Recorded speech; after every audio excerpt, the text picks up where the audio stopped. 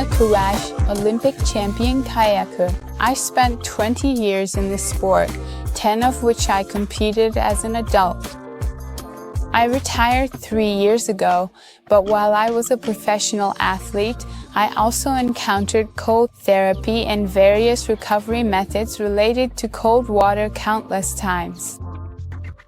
After 2015, when I first encountered the cold therapy pool, I started using it regularly in the following years, especially during the summer. I think the cold therapy tub is very useful because it's immediately available after a workout, or in this case, if someone has the Wellness Iceland at home, it's much more accessible and can be used more frequently. During the winter, I used to go to a hydrotherapy chamber regularly, but of course you had to go there, make an appointment, so it was a bit more complicated and time-consuming than just being able to jump into cold water right after a workout whenever you want, according to your own schedule, and grit your teeth for a bit. In my experience, the biggest advantage of cold therapy is that it's a very intense method of recovery. So, in my opinion, when the body is suddenly exposed to a really cold environment, it very quickly triggers self-healing processes, recovery processes, and stimulates the cells to function.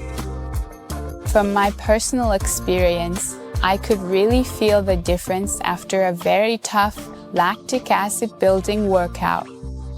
If I didn't do anything except stretching, I could tell what shape I was in for the next session. But if I immediately took an ice bath or went into a cold chamber right after training, my body felt so much lighter at the next workout. So the difference is absolutely noticeable. Those who are already used to cold water and are brave and trained enough can use the tubs for therapeutic purposes, and you can even cool the water down to 2 degrees Celsius. But it's important to note that you definitely have to train your body for this. If someone is trying cold therapy for the first time, I recommend that they definitely follow the principle of gradual progression. Of course, it's not easy to sit in a 10-degree bath, so I think it's worth starting by cooling the pool to 15 degrees or even a bit higher, and then spending as many minutes in the water as you can relatively comfortably tolerate. Then gradually, over time, first increase the time interval and then slowly lower the temperature until you reach around 11 or 12 degrees. By then, you'll be able to get into the tub and sit there for 3 to 5 minutes. Another good piece of advice, in my opinion, is that it's not really worth spending a long time getting used to the water temperature. So if you've decided to get into the tub, it's best to get through those first few moments as quickly as possible.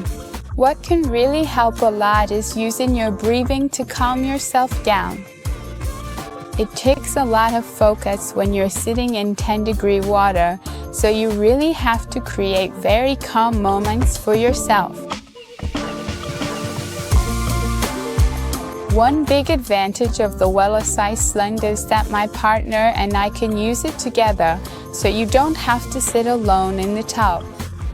You can both tough out the cold water bath together and then enjoy the warm water together afterwards.